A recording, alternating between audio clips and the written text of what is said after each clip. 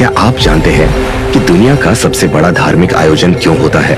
हर बार 12 साल बाद महाकुंभ का आयोजन 4 पवित्र स्थलों पर क्यों होता है और इस आयोजन के पीछे क्या है वह रहस्यमयी पौराणिक कथा जो हर बार करोड़ों श्रद्धालुओं को खींच लाती है। तीर्थराज प्रयाग में महाकुंभ 2025 का शुभारंभ हो चुका है। 13 जनवरी 2025 से शुरू होकर यह महापर्व 26 फरवरी 2025 यानी महाशिवरात्रि तक चलेगा। लेकिन रुकिए, यह आयोजन केवल स्नान और भक्ति तक सीमित नहीं है। इसके पीछे छुपी है अमृत और अमृतत्व की रहस्यमयी गाथा जो आपको सुननी ही चाहिए। कहानी शुरू होती है प्राचीन काल से। देवता और असुर दोनों में अमर होने की लालसा थी, लेकिन अमृतत्व का रहस्य केवल अमृत था जो समुद्र मंथन से ही प्राप्त हो सकता था। पर मंथन करना आसान नहीं था।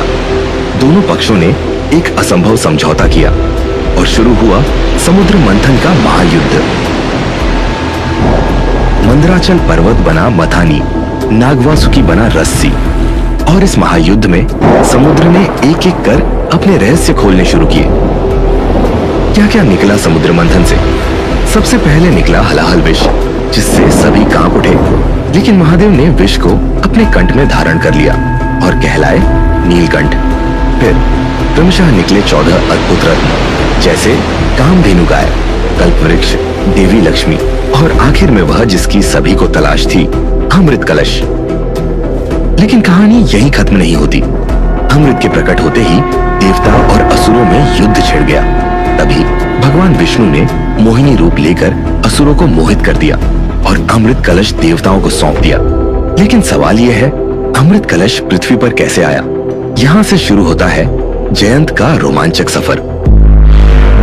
इंद्रपुत्र जयंत अमृत कलश लेकर भाग रहे थे और इसी दौरान अमृत की बूंदें पृथ्वी के 4 स्थानों पर गिरी: हरिद्वार, नासिक, उज्जैन और प्रयागराज। ये स्थान पवित्र क्यों है?